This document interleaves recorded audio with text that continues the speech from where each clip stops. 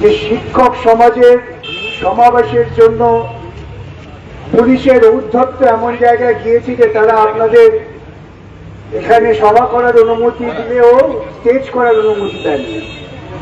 আমি আপনাদের একটা কথা স্পষ্ট করে জানিয়ে দিতে চাই, শুধু আপনাদের নয়, আপনাদের মাধ্যমে ভারতবর্ষের প্রতিটি নাগরিক বন্ধুকে, শান্তিপূর্ণ মিছিল মিটিং জমায়েত করাটা আমাদের সাংবিধানিক অধিকার। সেটা পুলিশের কৃপার ওপর নির্ভর করে না। পুলিশ যদি এইরকম ভাবে অনুমতি নাম করে আমাদের কার্যক্রমে বাধা ঘটায়, আমি মনে করছি এটা কার্যক্রমকে বাধা ঘটানো।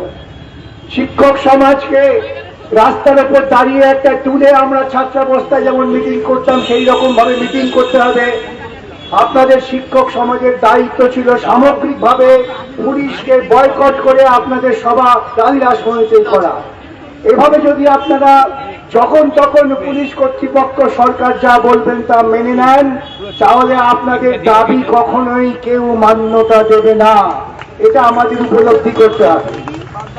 যে অধিকার আমরা অর্জন করেছি দীর্ঘ সংগ্রামের মধ্য দিয়ে, এই অধিকার তো আমরা আল্লাহর কৃপায় পাইনি, কিংবা জয় শ্রীরাম বলেও পাইনি। এই অধিকারের জন্য আমাদের রক্তক্ষয়ী সংগ্রাম করতে হয়েছে। পশ্চিমবঙ্গের শিক্ষকদের স্প্যান্ডেড ইস্টে লাঠি পেটা খেয়ে রক্তাক্ত হয়ে মরতে হয়েছে। সেই শিক্ষক সমাজ তারা যখন আজকে তাদের দাবি নিয়ে মিটিং করতে চান, সেই মিটিং করার ক্ষেত্রে এই ধরনের নির্মমতা একটি অসভ্য সংবিধান বিরোধী সরকারের অস্তিত্বই প্রমাণ করে। আপনারা জেনে নেবেন, শুধুমাত্র ভোটে সংখ্যাধিক্য দিয়ে যদি কোনো সরকার গঠিত হয়, তাহলে সেই সরকারটা সাংবিধানিক সরকার হিসেবে যোগ্যতা থাকলেও মান্যতা পায় না। আমরা 2011 সাল থেকে দেখে আসছি, পশ্চিমবঙ্গে একটা সরকার ছিল যারা শিক্ষাকে অবৈতনিক করেছিল।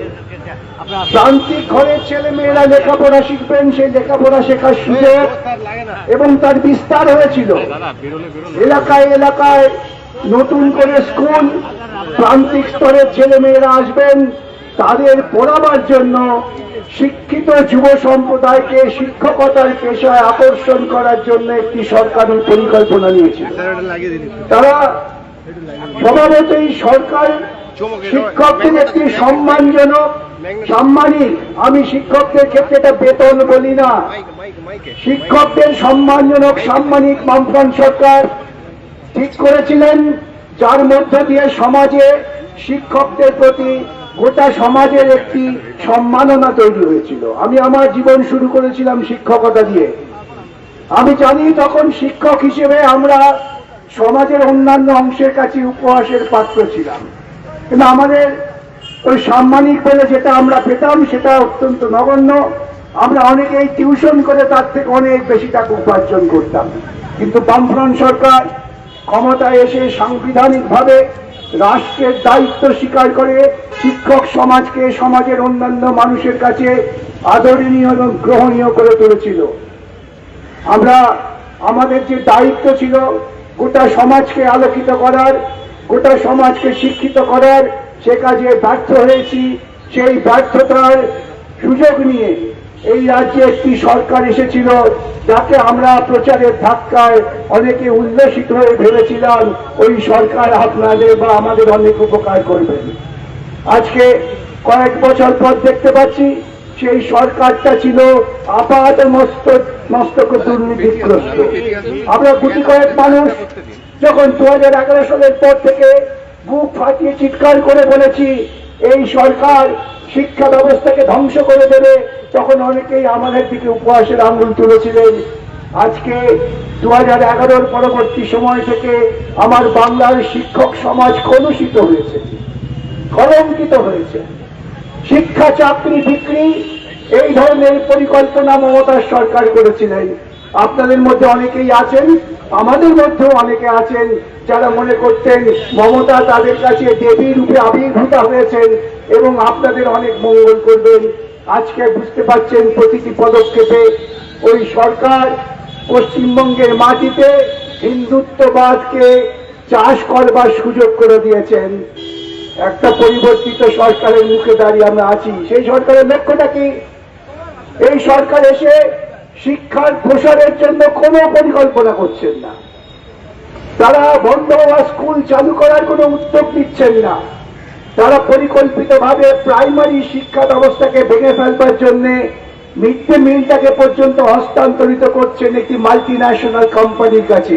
ইসকন একটি মাল্টি ন্যাশনাল কোম্পানি ব্যতীত আর কিছু নয়।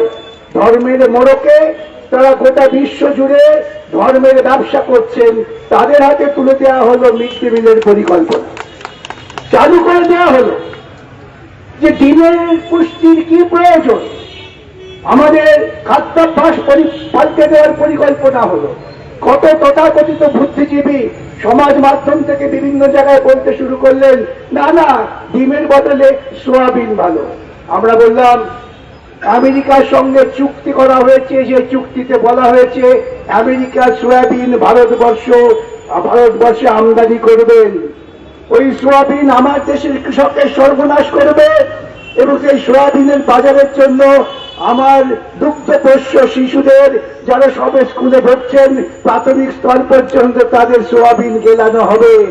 এই যে প্রতিবাদ উঠল, যে প্রতিবাদের কণ্ঠস্বর আপাত দৃষ্টিতে সীমিত হলেও তার যে গ্রহণযোগ্যতা, বিজ্ঞান মিল চালু হয়েছিল শুধু খাবার দেওয়ার জন্য নয়, মিড ডে মিল চালু হয়েছিল ছেলে মেয়েদের সঙ্গে সমাজের একটা বৃহত্তর গোষ্ঠীর সন্তান মাতৃস্নেহ এই বিনিময়ের একটা প্রকল্প।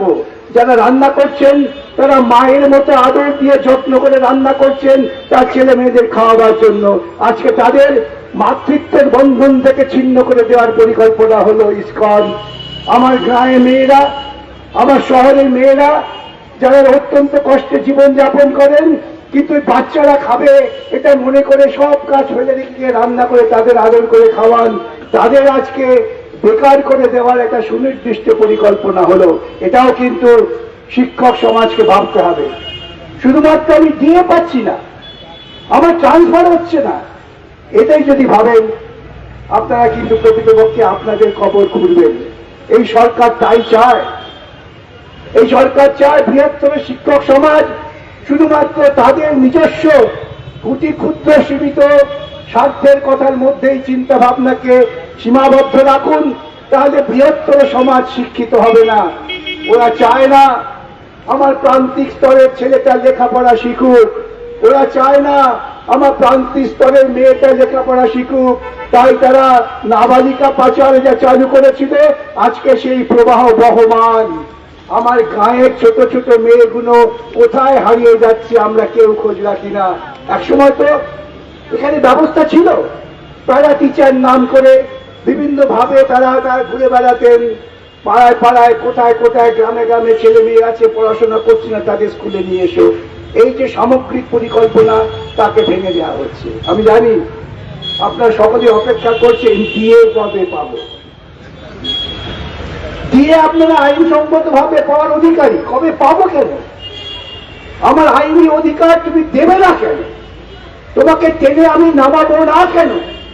অনেক লড়াইয়ের পর সুপ্রিম কোর্ট নির্ধারণ করে দিয়েছে, সরকার কোটি কোটি টাকা খরচা করেছেন যাতে এই মামলায় সরকারি কর্মচারীরা মামলায় জিততে না পারে। আমার আপনার শিক্ষা কর্মচারী এদেরও আমাদের দিয়ে দিতে হবে সরকারি কর্মচারীদের একই ধারে, তাহলে এত টাকা পাবো কোথায়? সুপ্রিম কোর্ট বলেছে কোথায় টাকা পাবে এটা আমাদের কাছে বিবেচ্য নয়, এটা যারা দিয়ে পাবেন তাদেরও চিন্তার নয়, তোমাকে খুঁজে বার করতে হবে। তুমি সরকার, তুমি অভিভাবক, অভিভাবকের দায়িত্ব কিভাবে টাকা উপার্জন করবে, কোথা থেকে উপার্জন করে খুঁজে বার করে। তুমি টাকা দেবে পুজো করার জন্য, তুমি টাকা দেবে নামাজ পড়ার জন্য, তুমি টাকা দেবে গুণগান করার জন্য, শিক্ষকদের সরকারি কর্মচারীদের পাওনা টাকা দেবে না। এটা হতে পারে না। এটা শুধু অন্যায় তাই নয়, এটা চূড়ান্ত ভাবে অনৈতিকতা। অবশ্য বিজেপি বা আরএসএস এর কোন নীতিবোধ আছে বলে আমি জানি না, আমার হিসেবে তাদের কোন নৈতিকতার চিহ্ন খুঁজে পাইনি আমরা। আজকে যে ছিল রাজ্য ভিত্তিক সিদ্ধান্ত, প্রত্যেকটি রাজ্যে ডাক্তারি এবং ইঞ্জিনিয়ারিং পড়বার জন্য একটা এন্ট্রান্স এক্সাম হতো। আমাদের রাজ্যে যেমন জয়েন্ট এন্ট্রান্স এক্সাম ছিল, এরকম সব রাজ্যেই ছিল। সেই রাজ্য থেকে মেধা বেরিয়ে আসতো। বিজেপি ক্ষমতায় এসে তারা এটাকে কেন্দ্রীকরণ করলেন, যে না আমরা কেন্দ্রীয় ভাবে করব। উদ্দেশ্য কি? কেন্দ্রীয় ভাবে লুটবো। আজকে এ নিয়ে আমাদের মনে কোনো দ্বিধা থাকার কথা নয়।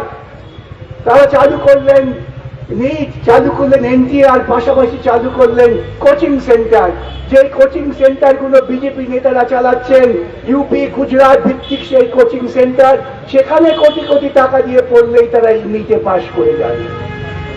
আর যে প্রান্তিক ঘরের ছেলেটা যা সত্যি মেধা আছে, যে উত্তীর্ণ হয় না, সিবিএসসি তে এমন পরীক্ষার মান নির্ণয় করা হয়েছে, মামলা করতে হচ্ছে। আমার খারাপ লাগে, এই সব ব্যাপারেই মামলা করতে হয়। উচ্চ মধ্যবিত্ত ঘরে যারা মনে করতেন সিবিএসই মানে এক সাংঘাতিক ঈশ্বর প্রেরিত জিনিস সিবিএসই, সেখানে পর্যন্ত তাদের যে নতুন পদ্ধতি চালু করছেন এআই, আর্টিফিশিয়াল ইন্টেলিজেন্স। আর্টিফিশিয়াল কথাটাই তো প্রমাণ করে দেয় যে আমাদের ইন্টেলিজেন্সের ওপরে ওদের কোনো ইন্টেলিজেন্স হতে পারে না। আমরা হচ্ছি মূল ইন্টেলিজেন্ট, আমরা দিই, ওরা আমাদের দেওয়া কাজের উপর দাঁড়িয়ে যান্ত্রিক ভাবে কাজ করে। ওরা যন্ত্রকে বিশ্বাস করার চেষ্টা করলেন, তার কারণ যান্ত্রিক ভাবে করলে আমাকে তো এক্সামিনার রাখতে হবে না, এক্সামিনার রাখলে তো এক্সামিনার কামে গিয়ে ফি দিতে হবে না। পরিকল্পনা করে সর্বত্রই মানুষের কর্ম সুযোগ কমিয়ে দেওয়া, এটাই হচ্ছে যে পরিকল্পনা। আর দুর্নীতির পথে কোটি কোটি টাকা উপার্জন করা। ওরা ভেবেছিলেন কাউকে দিয়ে জয় শ্রীরাম, কাউকে দিয়ে খাওয়ারা যাত্রা, কাউকে দিয়ে মসজিদ বানিয়ে দেওয়া, কাউকে দিয়ে মহরমের তুল্লা করে দেওয়া, এসব করলে পরেই যুব সমাজ বিভ্রান্ত হয়ে থাকবেন। আফিং ঘোর কেটে যায়। বঙ্কিমচন্দ্র আফিং খেয়ে কিন্তু ঘোর কাটলে কমলাকান্তের দপ্তর লিখেছিলেন, আসল জায়গায় আঘাত করেছিলেন, বিড়ালকে দিয়ে বলিয়েছিলেন খেতে না দিলে চুরি করিয়া খাইব। আমাদের এখান থেকে শিক্ষা দিতে হবে। আমাদের যে প্রাপ্য অধিকার, ন্যায্যতা, ভিক্ষা নয়, করুণা নয়, কৃপা নয়, আমরা যে অর্জন করেছি তা আমাদের দিতে হবে। আপনারা পরিকল্পনা নিন। অনেকের কাছে মনে হতে পারে দুঃসাধ্য পরিকল্পনা। এক পরিকল্পনা, প্রত্যেক জায়গায় স্কুল নতুন করে চালু করতে হবে। আমার শিক্ষক সংগঠনের গ্রামে গ্রামে গিয়ে, মহল্লায় মহল্লায় গিয়ে ছেলে মেয়েদের বলবে স্কুলে আসুন। আর এক পরিকল্পনা, সমস্ত শিক্ষক সমাজ এসে নবান্নকে অচল করে দিন। আমাদের ন্যায্য দাবি না মানলে তোমরা নবান্নে উঠতে পারবে না। এই সিদ্ধান্ত আপনাদের নিতে হবে, এবং সেই সিদ্ধান্ত দিলেই দেখবেন ওরা আপনার কাছে এসে হাত জোড় করে বলবে তাই আপনার যে প্রাপ্য আমি দেব। তো মিথ্যা প্রবঞ্চনার মধ্যে থাকবো না। অক্টোবরে দেব 20%, একবারও বলছেন না সুপ্রিম কোর্টের রায়কে কার্যকর করব, একবারও বলছেন না শিক্ষক বন্ধুরা সুপ্রিম কোর্টের রায় আপনাদের ক্ষেত্রেও মান্যতা আছে, আমরা মান্যতা দেব। ওরা আপনাদের কৃপা করছেন, আমরা কৃপা ভরে বিবেচনা করব। আমাদের আত্মসম্মানের লাগে না? আমাদের মনে হয় না আমরা কি শিক্ষক? আমি আর বেশি কিছু বলবো না। আমার শুধু এইটাই নিবেদন, একদিকে যেমন শিক্ষার প্রসারে আপনাদের একটা গুরুত্বপূর্ণ ভূমিকা থাকবে, পাশাপাশি ন্যায্যতা নৈতিকতা প্রতিষ্ঠার জন্য মাঠে লড়াই হবে। এরপরে সভা করবেন, পুলিশ অনুমতি না দিলেও সভা করবেন, পুলিশের অনুমতির জন্য অপেক্ষা করবেন না।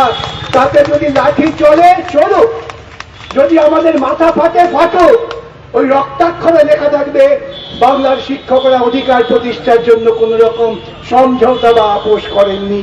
এটাই আগামী দিনের ইতিহাস হয়ে থাকুক।